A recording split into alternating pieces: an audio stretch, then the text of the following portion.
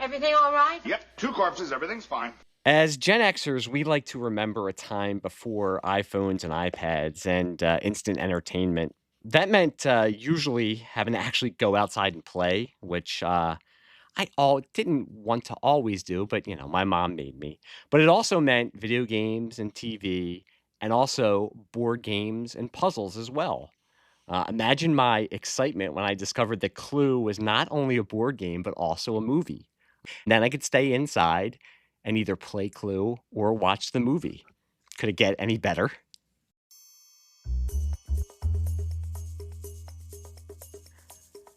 Hello and welcome to the Pop Culture Basement Podcast. My name is Mike Jamison. I am your host, and with me tonight is my returning guest. He is in the conservatory with a wrench. It is Bill BERE from the BATPOD podcast. Bill, how are you doing tonight? I'm doing very well. How's it going? It's going very well. If people have not figured it out yet, tonight Bill and I will be talking about the 80s cult classic Clue. And Bill, when you were on last time, we discussed Big Trouble in Little China, and then after we were done recording, we were talking about some of the other things we could talk about, and this was one of the movies that you brought up. So, what is your history with Clue? The board game, the movie, the VCR game? Well, of course, the board game, which I can't remember a time without the board game. I remember as a younger child playing it, and it was like so cool because it's a game where you were trying to guess, who the killer was, what weapon they used in the room, and there could be a different outcome every time. And I think that's what made it fun because it was like a whodunit sort of thing. But that game was always in the consciousness. Now, when the movie came out, I definitely did not see it in the theater. It was an HBO thing more likely, and we discussed that previously, HBO in the 80s was like they replayed stuff constantly. So I saw it a bunch of times, and I swear that, and I know we'll probably get into this a little bit, I don't remember it not having multiple endings. Yeah, I didn't see it in the theaters either. I don't think a lot of people did because Mm-hmm. it famously wasn't a hit. I experienced it first either on Prism, that I bring up every episode, the local Philadelphia cable station, or on HBO in the mid to late 80s or early 90s. But yeah, I don't remember a time that I was surprised when I guess when I got a VHS copy of it that, oh, this was released with different endings. I just thought that's how it was, that it had all the endings with it. So yeah, I'm in the Yeah, same that's boat. what I assume so too. Yeah, I'm in the same boat that you are. I always remember it with that still frame of Martin Mull with the chandelier shattering behind him, and then the title card coming up saying Mm-hmm. that's how it happened, or it could have happened like this, or whatever it says on there. So yeah, I didn't know the whole backstory of it being released and them releasing it in theaters, and even the advertising for the film. They made a point to say go see it because there are different endings, and you'll never know which ending you're going to get. Thinking that people would say, oh well, of course we have to go see it a couple times to see what if we already saw this ending, we have to see the other ending. I think that kind of backfired because audiences thought, well, why am I going to pay for a movie 3 different times when I could just go once? I don't want to have to go pay for it again. Well, here's the thing with that. It's like it seems to me, the idea for that, okay, seems like sort of an original idea, but it's sort of like, back when we were growing up, getting something in a box of cereal. And you wanted to collect all of them, but sometimes you got a second box of cereal and you got the same thing. I mean, how would you know going to see it multiple times you wouldn't get the Exactly. same ending? Exactly. Now you're bringing back core childhood memories, and I wish I could remember something specific, but you're right. Like with those cereal Hmm. boxes, they would always show the coolest thing you could get. So you're Yep. always thinking, I'm gonna get the Batman utility belt that wasn't anything, but I'm just trying to think of something cool that I Hmm. would have wanted as a kid.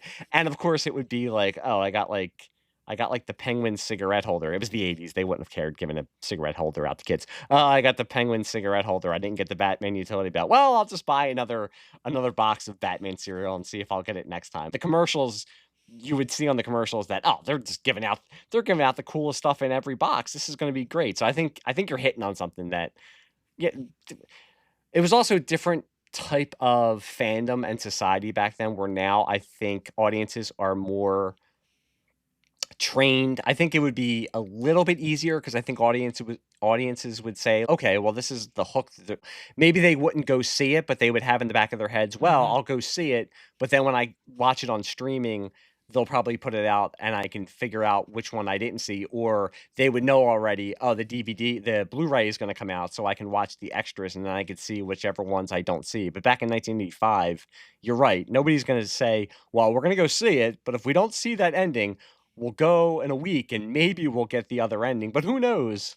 And some endings make more sense than others, for sure. Yes. Oh, I have given up. I watched this with my daughter 2 nights ago, and I watched it myself about a week before that. And spoiler, I think we both loved the movie because we wouldn't be talking about it if we thought it was terrible. But I try to keep up with everything.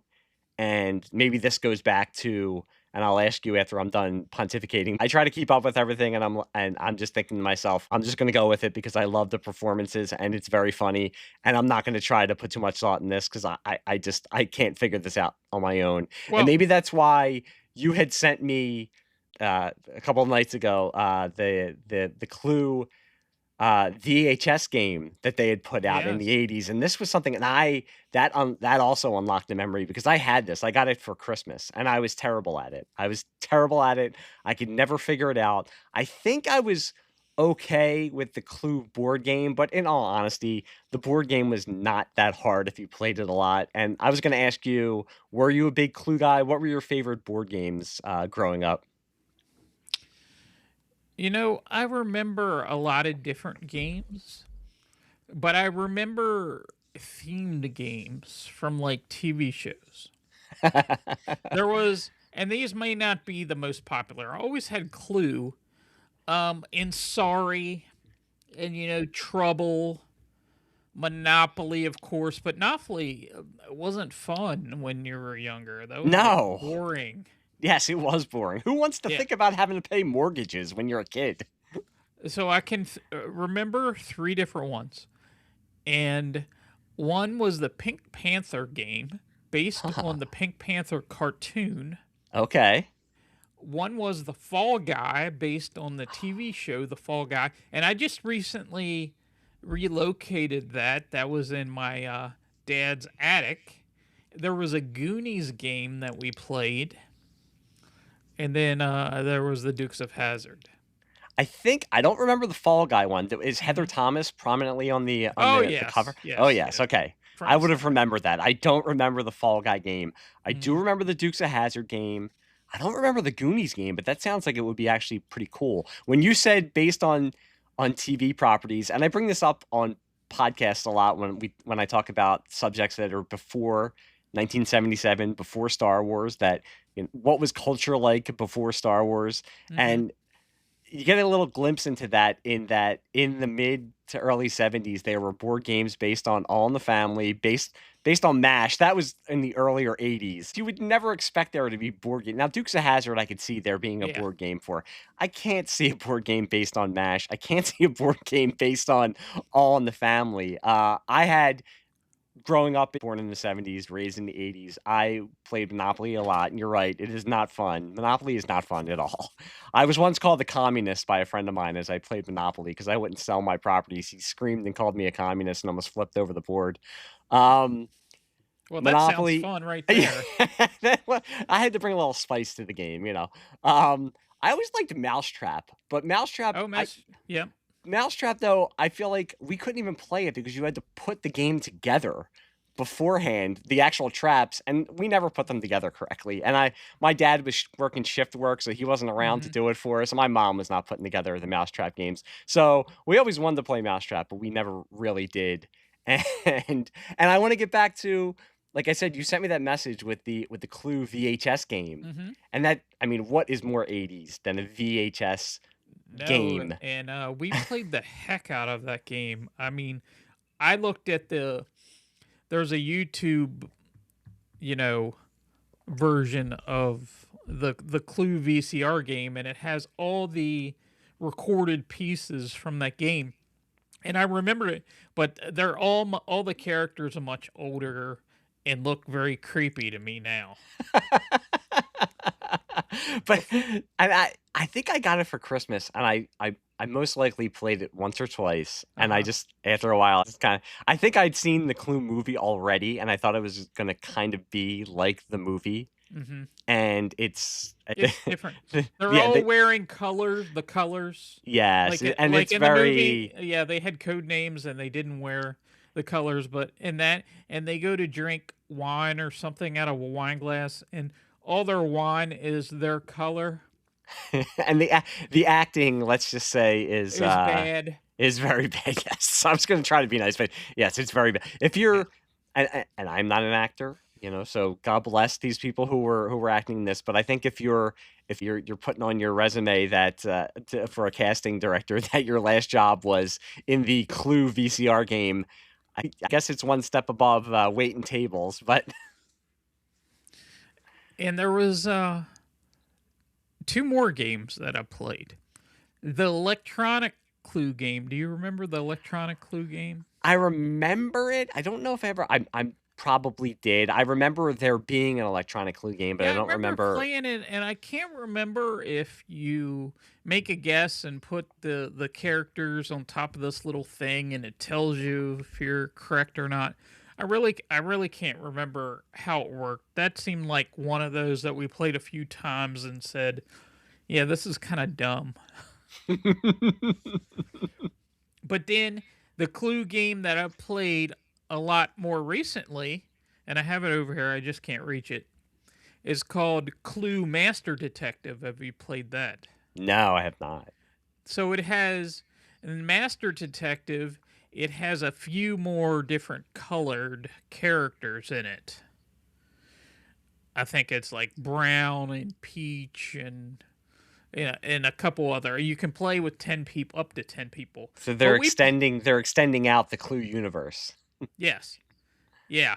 It was Miss Peach, M. Brunette, Sergeant Gray, Madame Rose, and then they had Poison and a horseshoe, and they had gazebo, courtyard, carriage house, fountain. So they had some different. But we played with 10 people because we got it. I got it for the family for Christmas, and we played it for 10 people. And it almost lasted 2.5 hours because you have so many people. That's so much too many people to play. Yeah. See, That's almost too much. you're a good dad, you're a good husband because my kids now, my son is going to be 15 later this month, and my daughter is actually going to be 12 this week. Now, they are at the point where they know if they want to play a board game, and it's usually not my son, it's my daughter. They will go directly to my wife, and she will play board games with them because they know that dad is not a board game guy. When they were younger, I made sure that I was the one who would play Shoots and Ladders with them because Mhm. Shoots and Ladders is the easiest board game to play, and they get tired of it after about 10 to 20 minutes. Now, my wife, she'll sit there for 3 hours and play Monopoly, but they also now they sell because as attention spans have just eroded and eroded and eroded over the generations, they sell board games that are designed to be played in 10 minutes. I think my wife has a Monopoly that it's literally called half-hour Monopoly or 20-minute Monopoly, And and I don't there's a even play card I game. don't even There's play a that. card game that's Monopoly that doesn't last very long too. Okay. The only board game that I liked playing and I would play now was Star Wars Trivial Pursuit. Okay. Yeah, That is it. I couldn't play with that with anybody because they're like, no, I don't want to play that. I don't know any of the answers to that. Well, that's the thing too. Only like, if we played, it would usually come down to me and my brother because we're the two biggest Star Mhm. Wars nerds. So Yeah. it would one of us we would just hand off being the champion of Star Wars Trivial Pursuit every once in a while. Nobody else. My wife would be lost. There'd be no way. My son would probably do pretty well. I'll have to do that for the next time the tower goes out. I'll have to go get the old Star Wars Trivial Pursuit and see how he's doing. There you go. But as I said, in the mid 80s, and I, you know, I was being truthful that I do think back that we always did have, there was a closet or there was in the toy chest, we had board games. And I was probably amazed when I saw that there was a movie of Clue because it Hmm. wasn't.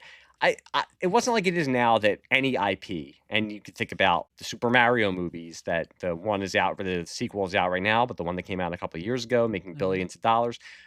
Studios are looking for IPs and nostalgia that's going to make them money. This was made in 1985, and going into the background of the making of this movie and seeing that there were world famous playwrights who were doing script treatments for a Clue movie in the early 80s or the late 70s. Tom Stoppard tried his hand at writing a script. And John Landis was attached to this. Famously, the Yes. executive producers, uh, Goober and Peters, who produced Batman, were the executive producers. And I heard So they were coming up with scripts that wasn't in a mansion. It was like they were trying to make it in the real world type of thing, which didn't sound that great.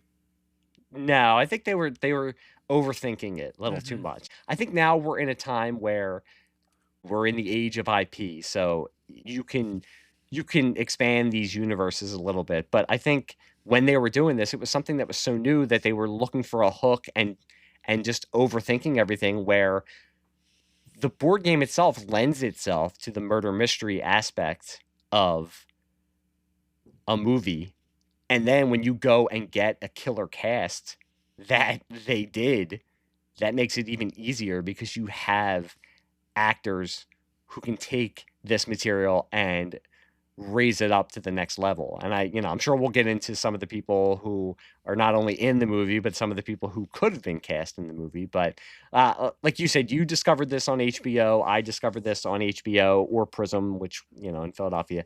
I did not see it in the movies. You did not see it in the movies. It did not do well. Released December 13th, 1985.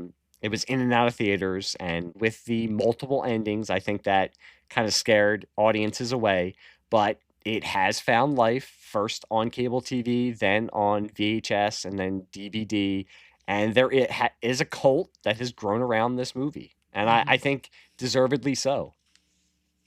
No, absolutely. And, they were promoting this movie with the multiple endings. Mhm. They told you ahead of time there was multiple endings, so they weren't like, let people go and see for themselves. And when people talk about it, they'll be like, oh, that's not the movie that I saw how it ended.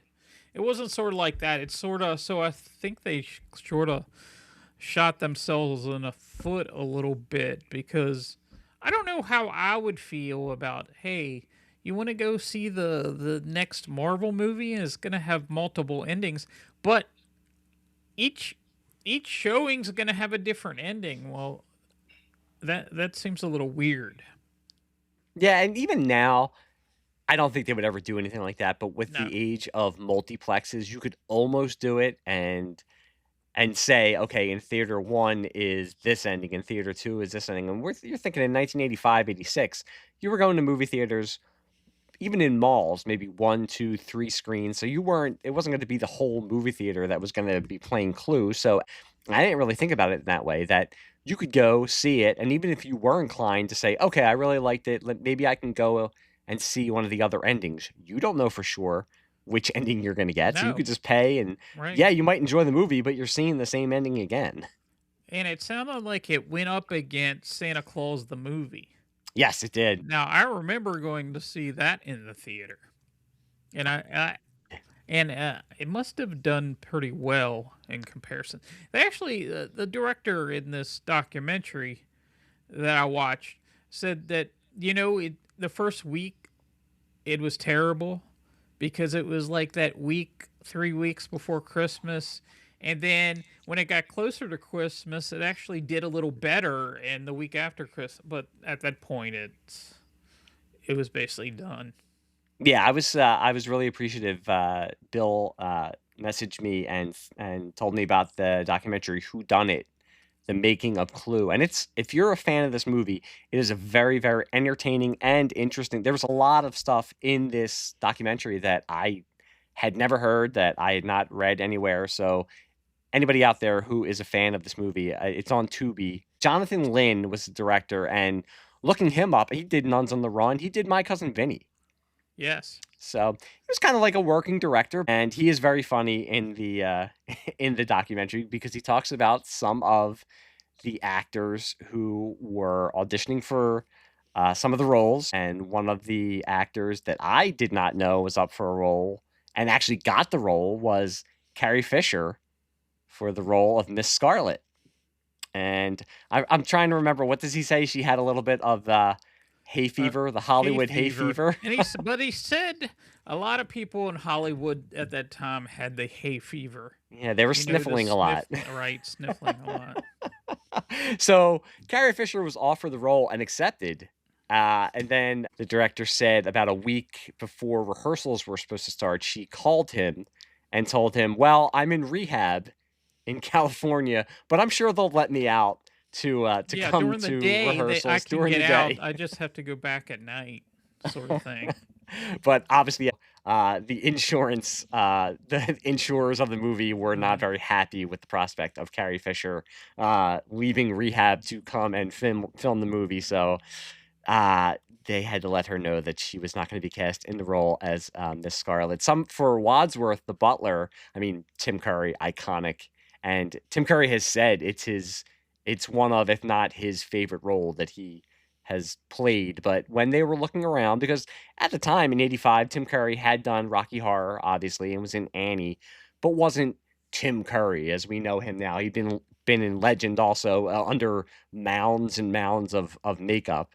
But when they were looking for to cast the role of Wadsworth, Rowan Atkinson and also John Cleese, yes, and both of them I could actually see in the role. It would have been, and I don't think they would have done bad. No, it would have been different. It would have been right. very different. But I could actually see them. And Rowan Atkinson, I think they said at the time he was just not as well known. So the producers wanted somebody who was a little bit more well known in the role. And Cleese, I think they just couldn't get. I think he was too well known, and he didn't want to do it. Well, if you think about it, and you think about the comedy in this movie, and you think about John Cleese and the stuff that he's done previously, it's a very similar type of comedy. Mm-hmm. You know, the Monty Python type of stuff. It's very through the whole movie, it's similar to that type of comedy. Yeah, and I think that's for people who don't know about this movie. Now, I said I watched it with my daughter, and I was interested. A lot of these movies that I do for the podcast, I always want to watch it with my son or my daughter because it's usually movies that I grew up with, and I'm interested to see how they react to it.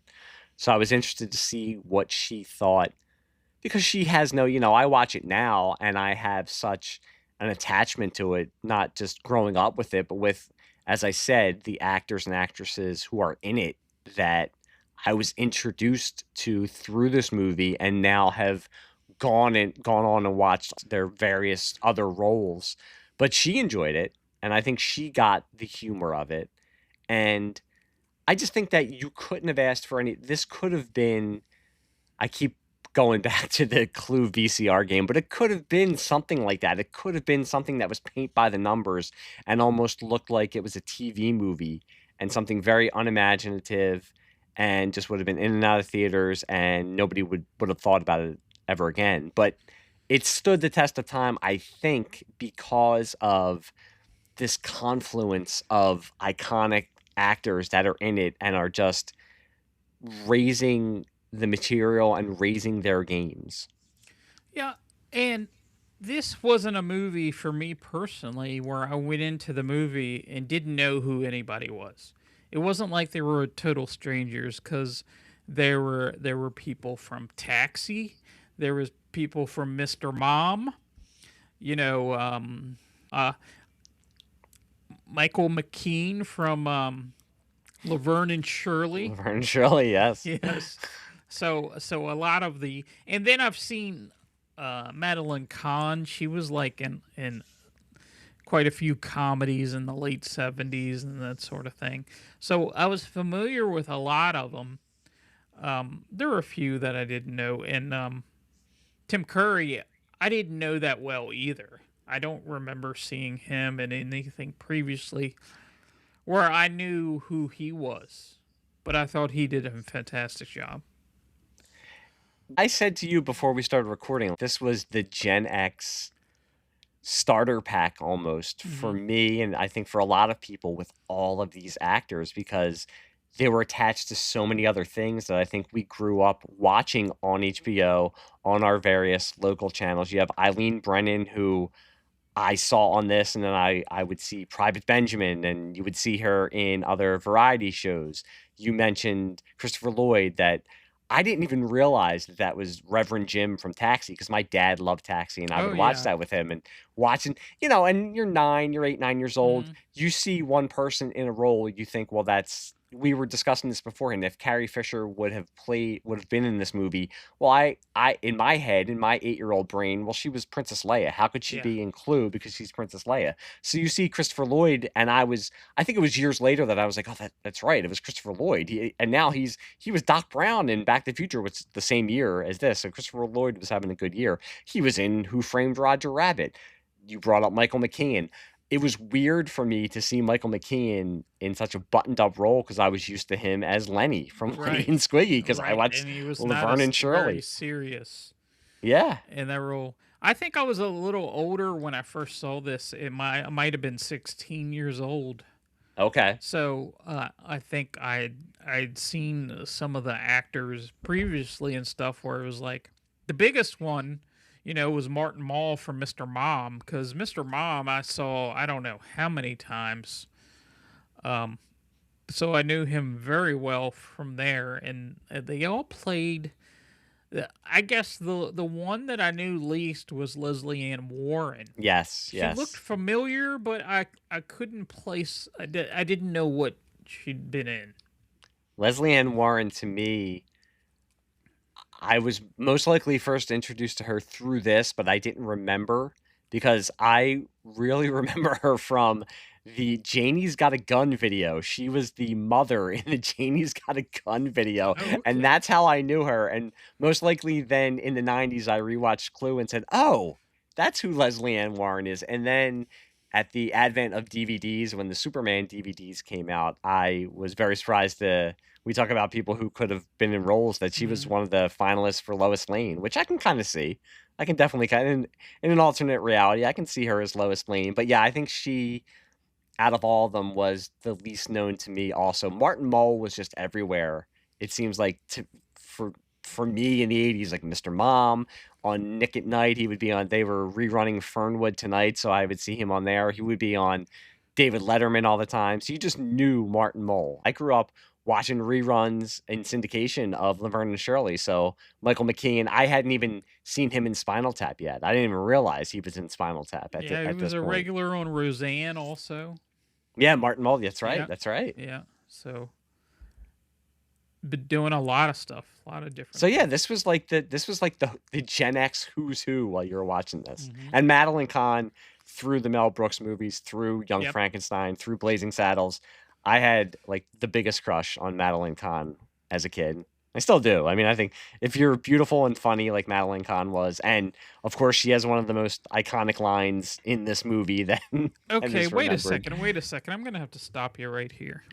Uh-oh. So you're telling me Mrs. White was more attractive than Miss Scarlet in this movie? Well, I mean, is Yvette more attractive than Mrs. White and Miss Scarlet? Okay. I see what you're going for there. I mean, I'm sure there's people who are into Miss Peacock also, I'm not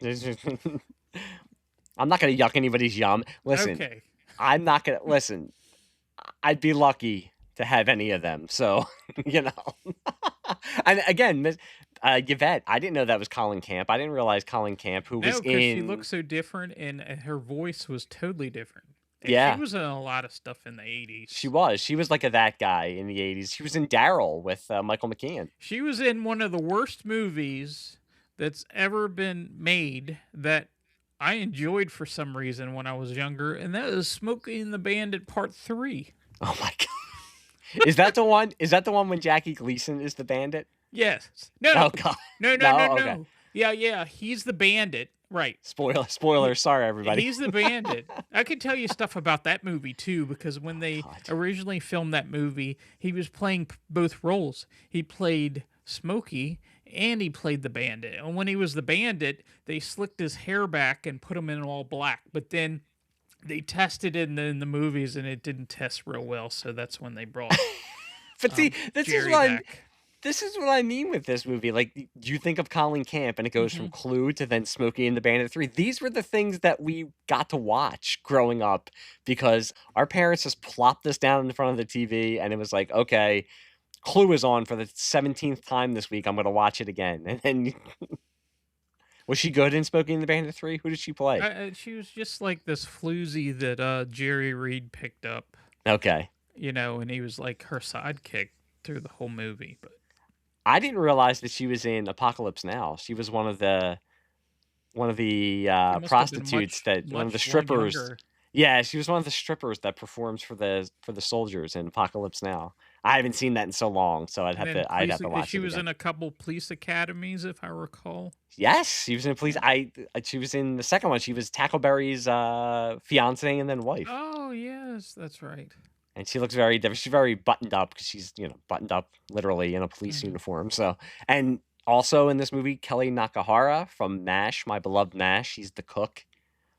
I didn't realize that Mr. Body was the lead singer of Fear with his No. voice dubbed, which Yes, explains a that's lot. so weird. I mean, I wouldn't have guessed that when I I watched always it. thought watching it, I did kind of track. I said to myself, his delivery sounds stilted, or maybe I didn't know who he was, so I'd never seen him in anything, and I thought to myself, okay, maybe he's not a very good actor. But then Mhm. when I watched the documentary and they said that his voice had been dubbed over, that makes a little bit more sense. But they don't offer any kind of excuse as to why Or who? why his Or who it they thought it was. was.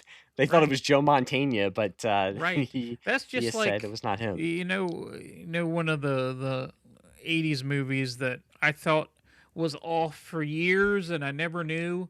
The Pretty in Pink movie, you know, at the end where Andrew McCarthy comes in at the end and he has this weird hair. I didn't Uh-huh. realize he had his head shaved for another movie and he wore a wig at the Uh-huh. end. I was like, I knew something was off for like 40 years. I knew something was off. But it's that kind of thing. You also have Jane Weedland from the Go-Go's in a very, very short cameo. Oh, yes. Like one line, basically. Howard Hessman, Yes. who was uncredited Howard Hessman. Yeah, how's he uncredited? Because, well, if you include all the endings, he's in there several times. But he was from, what was that? It's like- WKRP in Cincinnati. Yes. With Lonnie Anderson and that. Or if you want to go into the 80s, Head of the Class. Head of the Class, a very underrated show. I used to watch Head of the Class. I used to like Head of the Class. And I feel bad. I don't know the name of the actor who plays the cop who comes into the house, but he's definitely that guy. I've seen him Bill in Henderson. There you go. He's a big time that guy. If people Yes, see him, you've they'll seen say, him in "Oh, other okay." stuff, yeah. And the motorist who stops in, I didn't realize until I watched the documentary, he was in Jaws. He was Oh, yeah, he was the deputy. he was Roy In Scheider's Jaws. deputy in Jaws. He was in Jaws and Jaws 2. And Jaws too, yeah. He survives the first one. So I mean, there's layers upon layers of this movie that I was really happy that Bill turned me on to that documentary. It's great because they talk to a lot of the surviving cast members. Michael McKean. It's always nice when he seems like a very, very nice guy. And I like Yeah. Michael McKean a lot. And he seemed like he was happy to share, because it's not anybody famous doing this documentary. It's a guy, I think he had his own YouTube channel and just decided to make a Clue Mhm. documentary. But he's sitting there with Michael McKean, Leslie Ann Warren, Colleen Camp, and talking to them. And I was glad to find out that they all seemed like they all got along and they all enjoyed making the movie. which Yeah, they didn't have any stories of people acting bad and that sort of thing, or they didn't get along with. It sounded like everybody got along, and I did find it interesting that the one person that he wanted to interview declined was John Landis. of course, of course. You know, I over this and my other podcast, Leesbag Cinema, we have crossed paths with John Landis over Hmm. the last couple months, and it does not surprise me that John Landis declined to be interviewed. He was actually going to direct this. Yep. He ended up executive producing it, but he was going to direct. He went on instead. He decided to direct Spies Like Us, but he does get a story by credit, and he does get a producer credit. I think it was his clout that kind of got the ball rolling. They were looking to try to make this from the late 70s into the early 80s, and when he got involved and started writing the script, it really got the production going. But decided to do Spies Like Us, which is a movie I need to revisit. I haven't seen that in a while, but yeah, it does not surprise me that Landis did not want to be interviewed. And probably the less said about John Landis, the better. Right. Exactly. But no, I this was a movie that you know. So I watched it on HBO, and you would see bits and pieces to try to piece it together. I don't know if you know years ago that I watched it from beginning to end. I mean, I've seen bits and pieces here and there, and I know I saw the ending multiple times, but you start at different points. So Yeah, when I bought they released it on 4K. So this was before we even decided to do the podcast, but I had said to myself, I haven't seen Clue in a long time. It has some nice behind the scenes stuff. I really want to watch it again. I'm going to buy the 4K. And as I was watching it, I was thinking to myself, I don't know the last time that I actually sat through this movie from beginning to end, because you would catch it. yep, As I joked around about earlier, they would play it 30 million times a week on HBO or whichever local cable channel. So you would catch it and just go from there. So you were watching from the middle, you would see the endings. And yeah, I as I watched it all the way through, it was almost like seeing it for the first time, because I just hadn't seen it from beginning to end, maybe ever. I don't know if I had ever seen it from beginning to end. yeah, it may have been only a few times that I actually seen it from beginning to end, but I guess one of the biggest things that I've found about this movie is it's a very quotable movie. Mhm. There are a lot of quotes in this movie that people tend to repeat.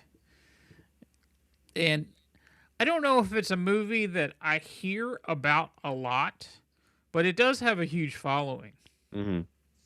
especially with young people nowadays, which seems kind of odd to me because the, do young people even watch movie, or they're like on their phones and watching a movie? I mean, my kids are like in their 20s, and there's a few of them that can't even watch a movie without playing a game or something. So Mhm.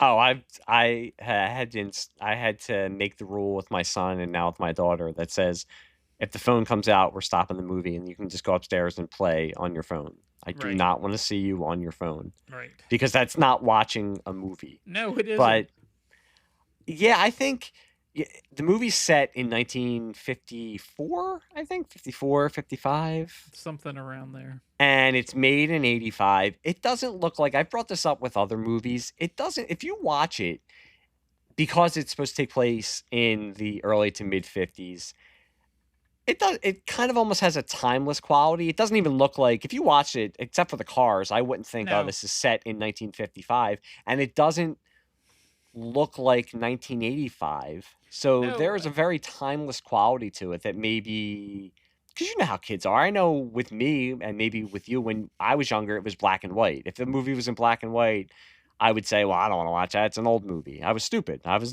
I'm not going to watch this. It's old. So maybe kids nowadays, if they can tell, if it's not something like Back to the Future I or mean, Star Wars, they'll say, well, if it looks like it's made in the 80s or the 90s, that's old. I don't want to watch that. This Even doesn't look old. some of the suits they're wearing, or even Miss Scarlet's dress, doesn't look that dated. Hmm. Even watching it now, that's the one thing I did notice. I think the set that they had, because different parts of the movie, like the outside of the movie, was somewhere else. The majority of the movie, I think, except for the ballroom, was sound stages at Paramount. Yeah. Yep.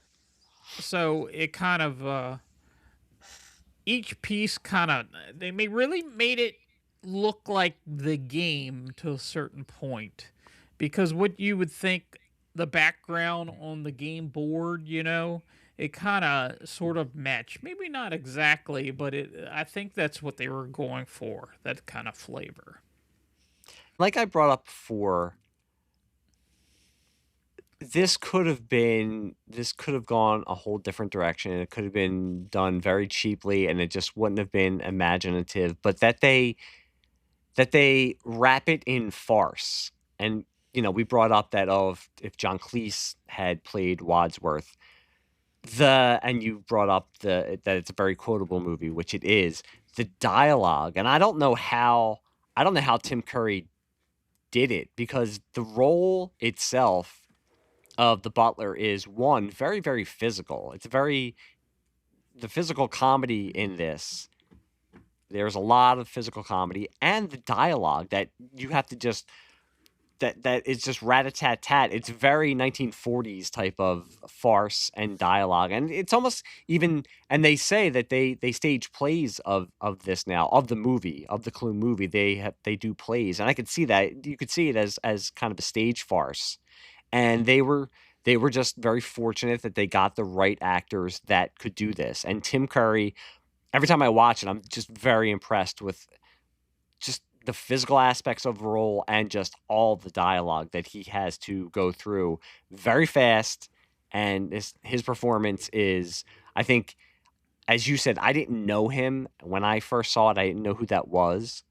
But I think I'm glad to hear that it's one of his favorite roles, because I think when people talk, and he's, right now he is very sick, unfortunately, Tim Curry. When people talk about his famous roles, I don't know if this is always brought up, and I think it's very overlooked because he's very good in this movie. And it kind of centers on him. So if he is not the one holding it together, the whole thing would have fallen apart. Yeah, I mean, some of those lines sort of have to roll off of his tongue because he's saying stuff real quick, especially at the ending. He's like almost like speed reading through some of that. Yeah. And the thing where they're running everywhere as a group, they're running, Mm-hmm. and there are a lot of funny lines in there. Do you have a favorite line or something like that in the movie? I mean, I wish I could go against the grain and come up, and there are a lot of Mm-hmm. really great lines. I would say my second favorite line is the very end when Michael McKean says, "I'm going to go home and sleep with my wife." That's very funny. But no, my favorite line is Madeline Kahn, and famously, it is ad-libbed. And I'm not going to try to recreate it. I don't know if I'm going to drop in the soundbite here or if Mm-hmm. in the end, but just the whole flames, or I'm not even beginning it right, because just when she starts and says, "I hated her so much," I can't do it. I mean, I can't do it justice like she does. But that she's, and as they said, I mean, it was ad-libbed. I killed Yvette. I hated her so much. Flames on the side of my face, heaving breaths. Yeah, and there was another one that was like, husbands should be like Kleenexes, soft, strong, and disposable. And here's the thing in that whole movie, she doesn't want to admit to any of these murders, but she doesn't seem to have a problem at hinting that she killed all her different husbands. Uh-huh. And I think you're right that we talked about not watching the whole thing, and also about the end, just that like frantic kind of pace that there is. I think that's what I watched the most when I was a kid was that ending part with just all of them running around to each different room. And if I don't have a famous line, I think the physical comedy between Tim Curry and Michael McKean, especially, where he's kind of demonstrating how the murder would have taken place, and I mean he's basically just abusing Michael McKean and ends up throwing him into the bathroom. Yes. And then when he opens the door again and Michael McKean comes out washing his hands like he just went to the bathroom. I mean, the timing and precision of the comedy that is going on.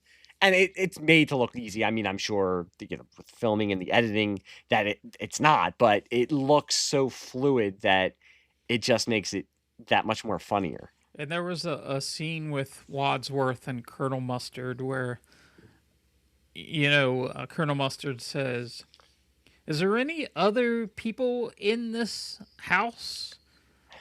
And it's the yes and no thing. Yes. And they go back and forth, and that was very amusing. And Colonel Mustard's getting very agitated because he's saying yes and no, and then yes, and he doesn't know what it means, and he's getting very agitated. That was a lot of fun.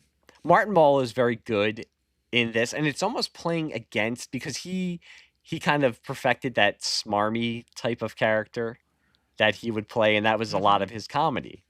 And he's kind of playing against that. I mean, he's smarmy in a different way in this role, but he's very funny. He's not usually known for physical comedy. But there's just the one part where he is in the kitchen and opens the one cabinet, and I think the ironing board comes out and just hits him on the head, which is very funny. Yeah.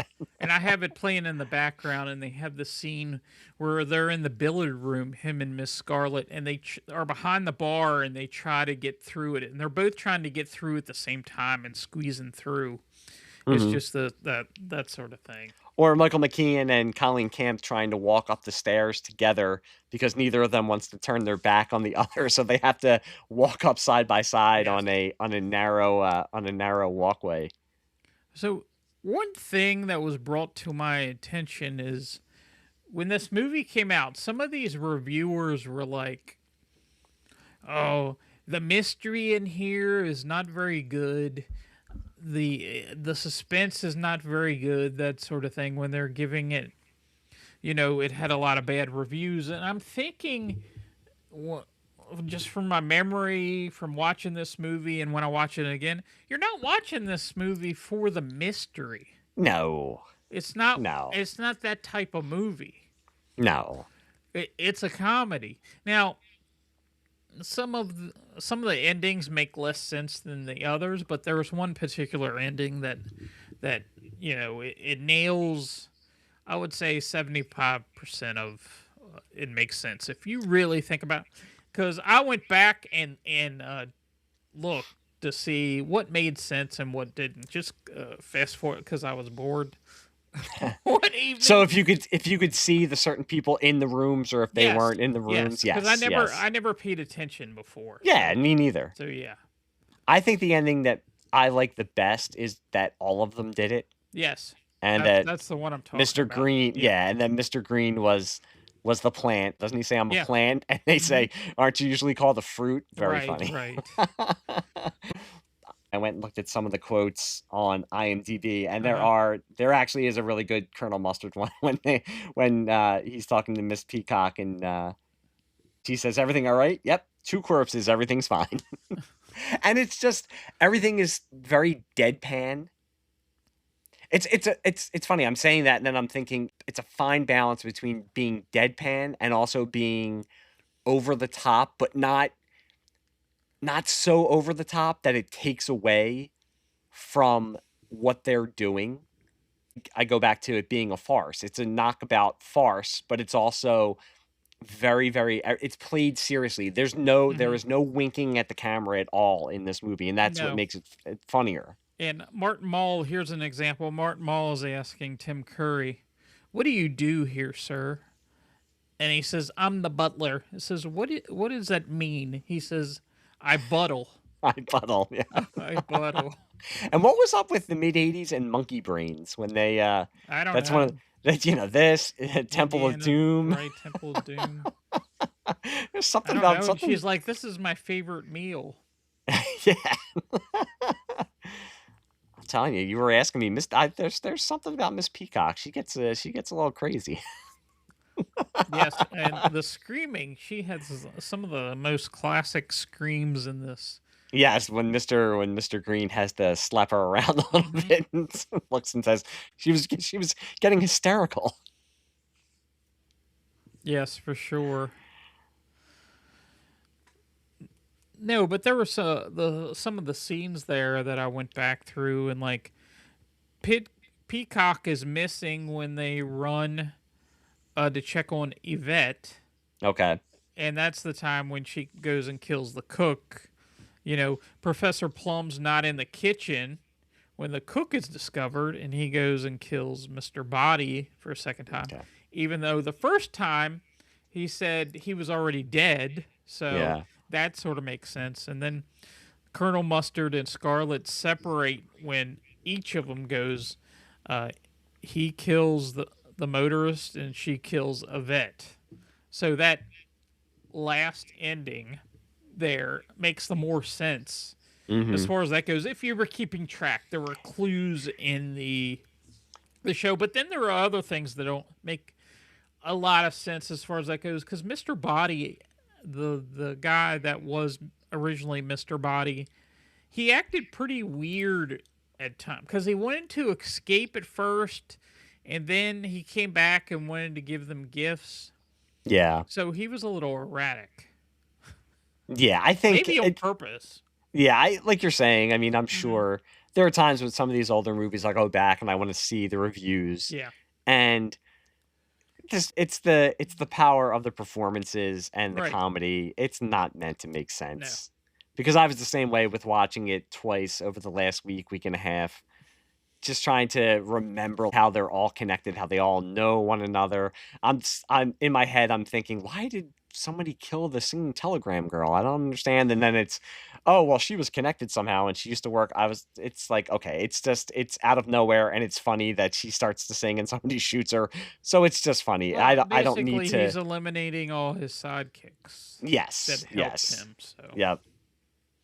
I agree. I think the last ending where it's all of them. They all did it because that makes the most sense. And then there was a fourth ending Yes, which I that they didn't know said in about. the Yeah. documentary, which sounds pretty ridiculous. Mm-hmm. That one sounded the most ridiculous. Yeah, I'm kind of glad they didn't. Yeah. I'm glad they didn't film that one. Right. I'm glad they didn't do that. This was rated PG for 1985. I'm always. It's just. It makes me smile knowing that entertainment for kids in the 70s and especially the 80s, they didn't care if we were watching people. Now there's no blood or anything like that, so that's fine. Now, that But was they didn't care before- if we were watching people being stabbed and shot and and choked, and Colleen Camp running around with her dress with her breasts prominently on display for every young man to see on HBO.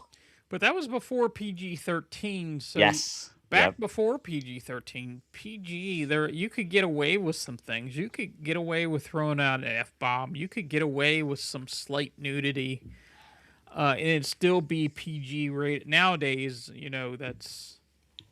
that's sort of the PG-13 rating they have, which it was almost like it went from G to PG-13 to R. Yeah. There wasn't anything unless it was G rated. Yeah, I was going to start to lament the disappearance of the PG movie for kids like for kids, my kids' age. And it makes me think that this movie, not because of the material, but I just don't think it could be made now because there's an inherent innocence to it and humor to it that I think now would be too much winking at the camera, and I think it would be a little bit too cynical to make it now. And I think it was just made at the right time, and it was probably good that it wasn't a big hit because it is something. It was almost like a rite of passage for kids like us in the 80s and then into the 90s to discover Clue and then discover other people who knew about the movie. It's kind of like that finding your tribe. It's like, oh, you like Clue also, and you're talking about how quotable it is. You could take a line from it, and if somebody gets it, you know that that's somebody who you're probably going to enjoy hanging out with because they have the same type of mentality that you do or movie taste. And I haven't seen a comedy like this in a while. Um, I'm thinking of what's the closest comedy that this is similar to, and it's sort of like an Austin Powers type, A little bit. sort of. Yeah. But I'm thinking there isn't. Uh, are there comedies anymore? No, there are not comedies anymore. That unless they're like these hard R comedies that are really explicit. But I mean comedies that you can basically bring your kids to. Yeah, And that that you sort can of watch thing. with the family. Yep. Right. And you get some of the adult jokes and the jokes that are for adults sort of go over their head and that sort of thing. I say that to my kids now, especially my son, who now, like I said, he's going to be turning 15. So he's always been, up until recently, he's been like my movie buddy. So it was when he was younger, it was Star Wars and the Marvel and DC movies. And as he got older, it progressed to a little bit more mature. And he came down while I was watching the documentary and asked what I was watching. And I told him, and he said, I've never heard of that movie. Is it funny? And I said, yeah, maybe. I said, your sister watched it with me. Maybe you'd want to watch it. And then I said to him, but I don't know because it's a comedy. I don't know if you would like it because I don't know if I've ever watched a comedy with him. And I don't know if he really watches. This brings up for our generation, we watched comedy movies. Soon I'll be releasing a Mel Brooks episode. You grew up watching Mel Brooks movies, and this is almost kind of like a little bit more innocent type of Mel Brooks movie, I feel like. But, and then, we grew up with sitcoms and watching sitcoms. Nowadays, as we were talking about iPhones, my son, if he's not playing video games, he's watching something on Instagram or TikTok. He's not watching a sitcom. Now, for us, it was if we're not watching something on HBO, we're watching Night Court and Cheers and The Cosby Show, Family Ties, and then Friends and Seinfeld. So it's just that and as you said, I couldn't remember the last big comedy. I mean, you even think back to something like There's Something About Mary in 1999 that can make for back then over 100 million, but that was a huge hit. American Pie, a huge hit. You just don't see those type of movies anymore. One of the last comedies that I watched was like on Amazon Prime or something like that. And I didn't, yeah, there were funny parts in it, but I didn't think that it was like a comedy. It seemed more like an action movie. Was it the one with Jason Momoa Yes, and yes, and yes. Dave Bautista? Mm-hmm. And I remember seeing the previews, and I said to myself, "Okay, it looks good." But Yeah. yes, I think now if you're going to make a comedy, it has to be something like that. It's more of an action comedy. Yeah. Whereas, and it makes me sound like the old curmudgeon who says, "Back in my day, it was so much better." But growing up, you had Mel Brooks comedies. You had something like this, like Clue. You had Steve Martin when he was doing The Jerk, or comedies like that, Rocky Horror Picture Show, Ghostbusters. So you had all of these different type of genres of comedy that you could Mm-hmm. choose from. And I do think now if it's not a gross out comedy, it's got to be an action type of comedy. So that'll hook kids into it. Yeah. And I don't know. I just don't see, at the movies, the last huge movie that wasn't like a comic book movie that did really well was Barbie. Yeah, that's true. Or I was going to actually bring up just this past weekend, The Devil Wears Prada 2 did very, very well. Now it's a sequel to a movie that now for a certain generation is considered a classic. But Were you at that you know, movie? Were you I was there? not at that movie, Oh, okay. no. But it did do well. It did do well. It made over 200 million internationally. So I mean, you can't shake your head at it. Yeah, that's. I've never seen the original either. But now my daughter watched it with my wife Hmm. and wants to go see the new one. So, Oh, okay. you know, It's got some stars in it. I mean, yeah.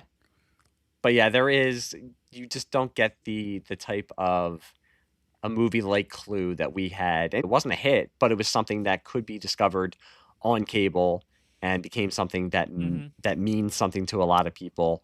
Um, I mean, who knows? With the kind of receding of the superhero genre, and also movies like Star Wars that don't, because now they're so diluted, that maybe the comedy will make a comeback, because there's got to be something that fills that void at the box office. So I mean, we'll see. Yeah, I think the box office in general, they've sort of made it so it's so expensive to go to the movies. Me and my Hmm. brother were just talking the other day. He was going to a movie, and it's like, dang, to go in the evening for three of us is like almost $60, even before, if you get popcorn or anything like that. It just makes it so expensive to go on an outing. There isn't any of these movie theaters like when I was in my 20s, there was this theater near us that would play $2 movies on Saturday mornings at 10 o'clock. And they were first run. So it Hmm. was movies that had just come out, but only on Saturday morning was it $2. Can you even touch anything like that anymore? No. The difference from a matinee price and like an evening price, it's only like $1 difference anymore. And that made me think about what we were talking about before, and what you brought up with the different endings of this Hmm. movie. Can you imagine that now, when you're dropping almost, you might, on the low end, maybe $100 to go see a movie if you're going to see it, and you're told, oh, well, this is one ending, but you can come back and see this again and see another ending. And like, okay, well, I'll come back next week and drop another $100. Maybe I'll get to see something No, else. No, that's okay. I'll just wait for the Blu-ray to come out yeah, in that's not 2 happening. weeks. I have certain movies that I want to go see at the theater. Most of them are, during the summer or, like this year, for instance, I've earmarked uh, several movies that I want to go see, and one is like Masters of the Universe, Supergirl, The Mandalorian, and probably Avengers at the end of the year. But there isn't, and Spider Man, but there isn't anything that's like, ooh, I gotta see this every week. This is gonna sound crazy, and I don't know why I remember this, but in 1997, I saw 58 movies at the theater. I was gonna say, I mean, before I was married, before I had Mm-hmm. kids, Mm-hmm. there was just, I remember you're bringing up 97. I think it was 97, right? Did the Avengers come out? Now the Avengers, I mean the Ralph Fiennes and Uma Thurman, Sean Connery Avengers movie. Did that come out in 97? I think that's the same summer as Batman It and could Robin, be. right? Yeah, Because it could be. it was just, you would just say with your friends, let's go to the movies And that every was that Friday. theater that was $2 a piece, and it's like, okay, I'm spending $10 with food. Mm-hmm. That's what the entertainment was then. But I'm the same way now, Mm-hmm. where it's just gotten to the point where, okay, I know which movie I'll mark off. Like, I know I'm going to see these with my son. I know I'll Yep. see these with my daughter. And they're the ones I want to see on the big screen. And everything else, it'll be coming to Netflix or to streaming in about a month. And I brought this up on on other episodes, that I had an uncle who used to make fun of me because I would go opening nights for Star Wars or whatever movies I'd Mm-hmm. go. And back then you had to stand in line. You'd go at midnight and he'd say, it's going to be on HBO in 6 months. What's it matter? And I'd say, no, I have to see it on the big screen. What are you Right. talking about? Now, as you just said, I will earmark the movies that I'm going to see, usually in the summer or at the holidays, because they're the big ones, and everything else I know they'll be coming out in a month or two on streaming. So I will just wait and watch them in the comfort of my own basement, where I can pause them if I have to go to the bathroom and or go get a snack. And I like have a coworker that's like, okay, I paid for Disney Plus for the year. I'm not going to pay to go to the theater to see anything that's coming on Disney Plus. Which, Yeah, okay, I understand that. yeah. It's just so expensive. So I get that totally. But it's a different time now than it used to be. Hmm. all you kids out there who are listening to this podcast, I'm sure there's like, thousands of teenagers listening to two old guys talk about Clue. All you Yes. kids listening to this podcast, this is what happens when you get old. You become old and you become curmudgeonly, and you sit at home and wait for movies to come on Amazon Prime so you can watch them. And then you complain about it. And then you start a How they weren't. podcast. Yeah. You start a podcast and complain about it. Yeah, that wasn't like what it used to be back in the old days. Back in my day. We're joking around, but you bring that up. When I do these shows and I watch these movies, or I'll read whatever I want to read, or these TV shows that I haven't seen in a while or that I loved when I was growing up, there's always that little voice in the back of my head saying, okay, you still going to appreciate this? Is it still going to hit the same way? And this movie is a movie that I still enjoy watching. Like I was glad to share it with my daughter, and I was glad that she enjoyed it, because it is a movie that I will revisit it's not a movie that's in my top 10. It's not the greatest movie ever made, but it's a fun movie, and it's something else that we deal with nowadays. It's not 2.5 hours. It's a quick hour-and-a-half movie. You're in and out. You have a good time. You laugh, and you move on with your day. What more can you ask for? Yeah, absolutely. It's like the perfect enjoyment. I mean, it's just fun, I guess. Fun is the word. I wanted to mention a couple other things about Clue.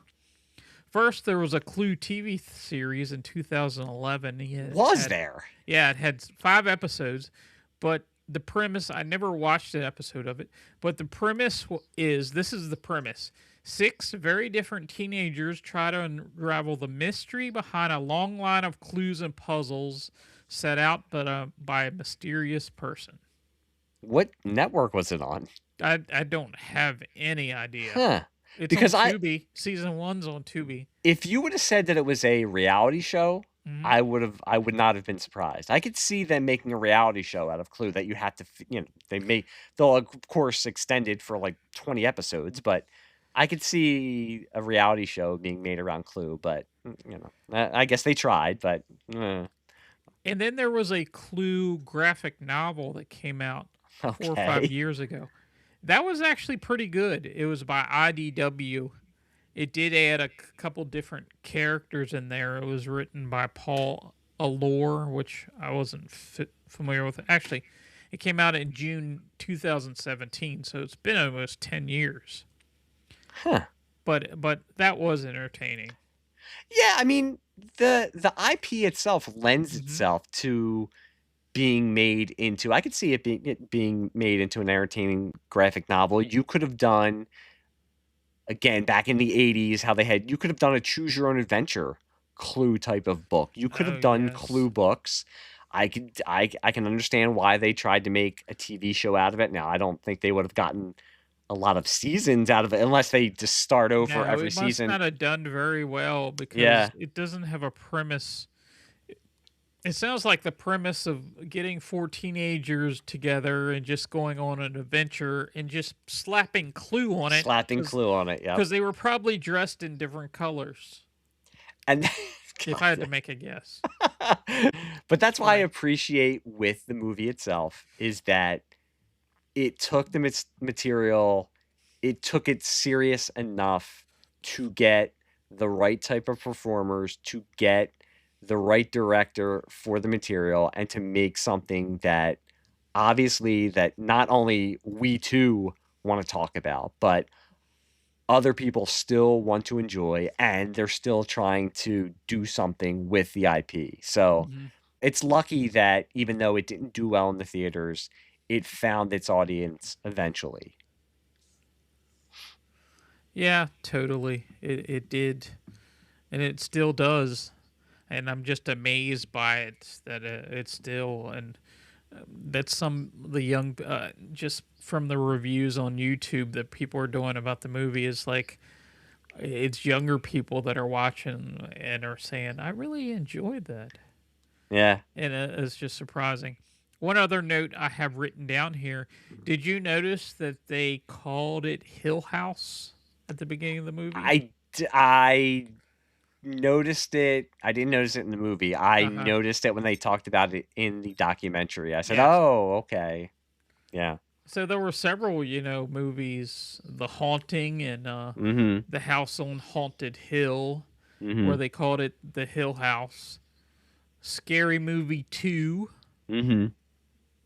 But that's So, what I mean with the movie itself. It's never that they say, the Hill House, or they talked about one of the earlier when someone was trying to do a treatment for the screenplay, and I think they said that they had one of the detectives, or it was the Parker brothers, because they had to bring in that it was Parker brothers that uh, that owned Clue. So I'm just glad that it was never too out there that they were saying, "Oh, see what we're doing here? Look at this! Look at this! We're trying to be clever. Check it out." It's like no, no, no. And as you another, said, with other stuff, it's like they didn't have to have Mr. Green wearing a green suit. You didn't have to have no, Colonel Mustard, and yeah. no. And the other thing that I heard is they used the same set that they use for the majority of the house for Dynasty. I can see that. There was some hotel in Dynasty. I haven't seen that in like what 40 years or Oh God, whatever. yeah. But I can see that because if it's a set at Paramount, it probably got used for different things. Yeah. You just they rearrange stuff inside and that sort of thing. Yeah, it's just everything in this movie works. Everything is correct. Everything works. And it's one of those movies that it's a happy miracle that it does and it works. And it doesn't have to be this epic Citizen Kane type of movie. It's just a fun movie, but it works. And that's why we keep saying that it still resonates not only with us, but with a new generation. I mean, this is probably the third or fourth generation now that are discovering it and are still keeping it out there in the zeitgeist. And that makes me smile because it doesn't have to be.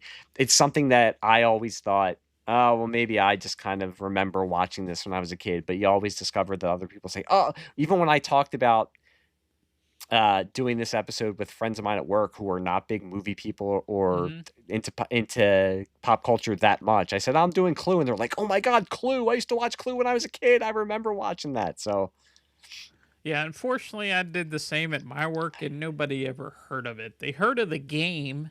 Isn't it that old game that my grandparents used to play or something like that? And I what said, "You never saw the movie?" I think you brought this up in our last podcast, didn't they? Yeah, same You thing. you Same work with thing. way too many young people. Yeah, yeah. Tell me about it.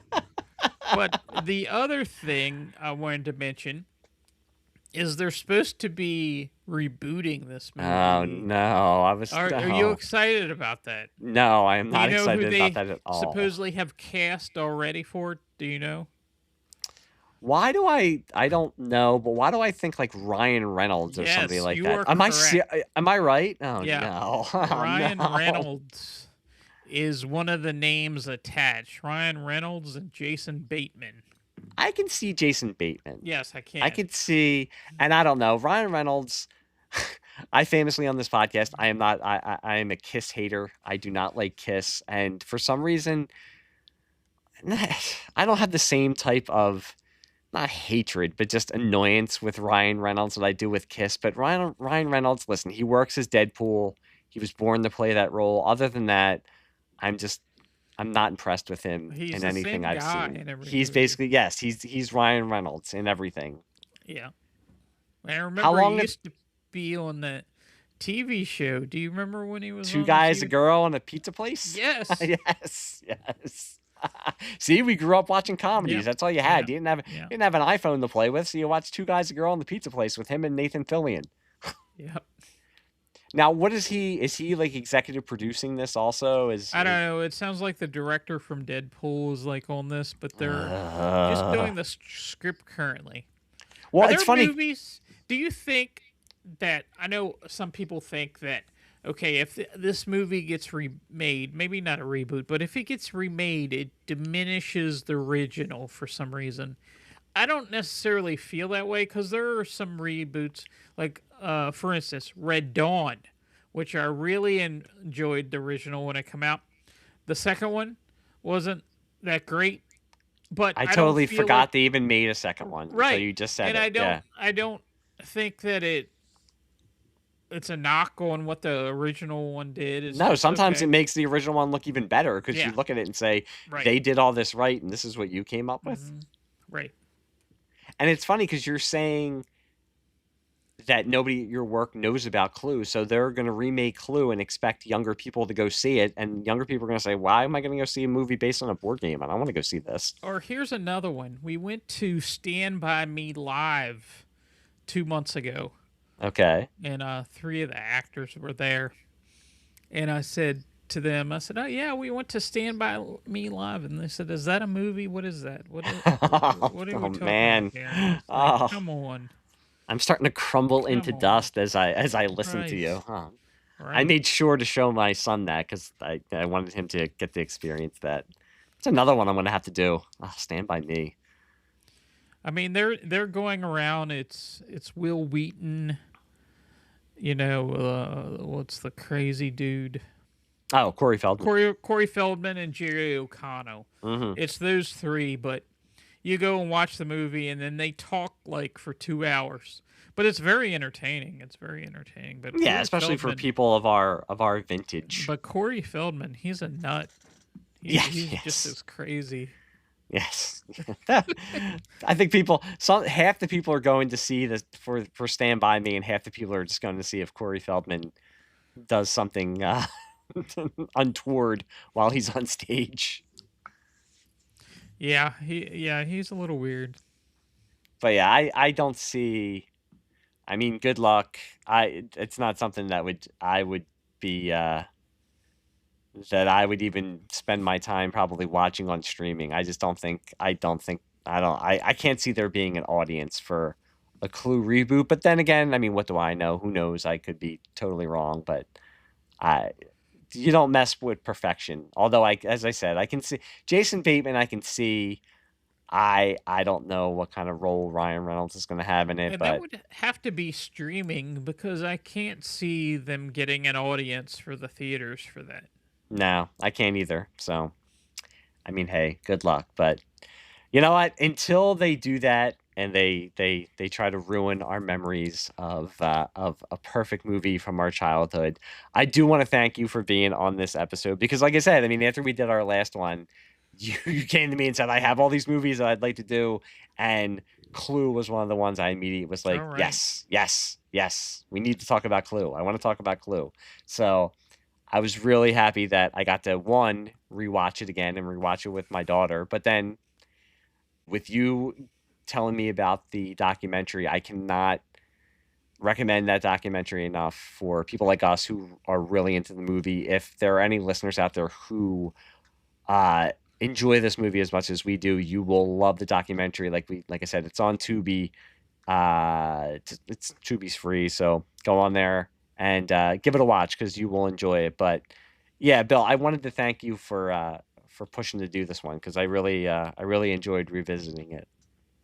Absolutely. I mean, there's tons of 80s movies that I mean, at one point I thought about doing an 80s, movie thing, but there's a ton of podcasts about, and that would take more of my time. And like I do like a podcast a week as it is. So, I know, doesn't it stink? I mean, I said I really got into this way too late. Now I have stupid kids, stupid job, yeah. stupid wife. Thank God none of them listen to this, so I can say this stuff.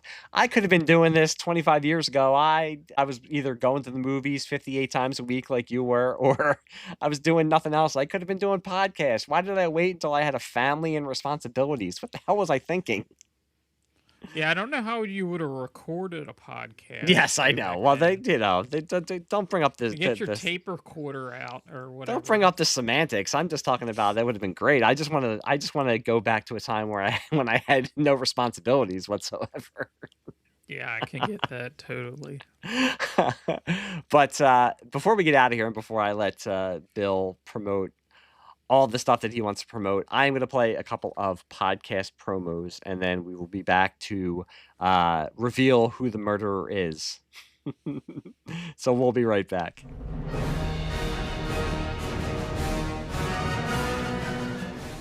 A long time ago, in a comic book rack far, far away. During the years between The Empire Strikes Back and Return of the Jedi, Marvel Comics kept the Star Wars magic alive, delivering bold new stories, expanding the mythology, and taking our favorite heroes and villains on unforgettable adventures.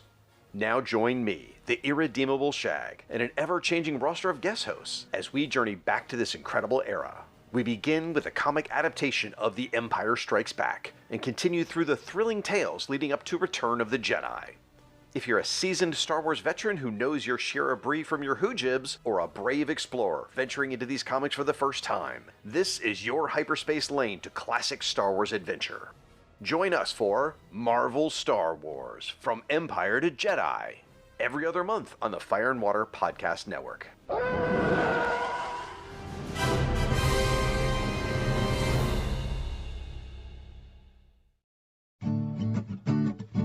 Grab your bat microphone, it's time to start the show. Welcome to the BATPOD, a Batman comic book discussion podcast. What are you doing? That's my line. I'm starting the show. I was waiting on you. We're starting the show. I'm the one that says that. You're my new co-host, where we talk about back issues of Batman, could be in Detective Comics, World Finest. Could we do some Shadow of the Bat and maybe some Nightwing, maybe some Batgirl? Absolutely. Can we also define where my co-hosting parameters start and end? I can't start the show, but I can definitely co-host it. Well, maybe we'll let you start the show. Okay, at least I get to pick one of the books we're covering on each episode, and you can pick the other? Absolutely. Can I close out the show? Can I bring friends? Will there be snacks? What is your favorite bat snack? Cucumber sandwiches. Join Bill BERE and J. David Weeder every 2 weeks on the BATPOD. You can find us on your favorite podcast app. Grab your headphones, listen up, you know you love it. Drop the facade. Like the Dark Knight Detective, they've got some perspective. They're a pure crime-fighting collective. It's the BATPOD. And we are back. Bill, do you want to give out your online credentials and promote yourself, or do you want to stay relatively anonymous? Sure. I do a podcast. It's called the BATPOD. It's a Batman comic book podcast with myself, J. David Weeder, and I have a newer co-host, Ted Kilvington, and we do back issues. We do new releases of Batman comic books. You can go and find us. It's thebatpod.com. Or we are on Facebook. Just do a search, the BATPOD podcast. Also on X. And are we anywhere else? Blue Sky. Yeah, there's so many places now you have to remember, like, where. But I'm most active on the Facebook. So. Look for the BATPOD. You will find it, and it is if you're a fan of comic books, if you're a fan of Batman, or just a fan of really good podcasts, you will enjoy yourself. So look for the BATPOD. And as for me, I'm on all those places too: Blue Sky, Twitter, Facebook, Threads, Instagram. If you just look up Pop Culture Basement, you will find me. I do want to ask people to, if they can, if you listen to your podcast on Apple or Spotify, just throw us a 5-star review. It does help to get the word out there for the podcast, so I humbly asked if you can do that. And like I said, just look for me on all the social media platforms as Pop Culture Basement. You will find me. But until then, I wanted to say again, Bill, thank you for coming on, and I'm sure there are going to be more 80s movies that... Until you start your 80s movies podcast, there's going to be way more 80s movies that we can talk about. Absolutely. It was a fun time. I appreciate you inviting me. No, that's great. Yeah, like I said, the door to the basement is always open for you, my friend. But until the next time, I just want to say to everybody out there, don't be a terrible father like me. Go and play board games with your kids. Go and introduce classic movies like Clue to your kids, especially before Ryan Reynolds sullies the reputation of Clue, because this movie is going to go on for generation to generation to generation. So, get them in early with a movie that they will be quoting for the rest of their lives. But Until then, Bill, thank you once again. And to everybody out there listening, I want to thank all of you guys also. And we will talk to you soon. Bye.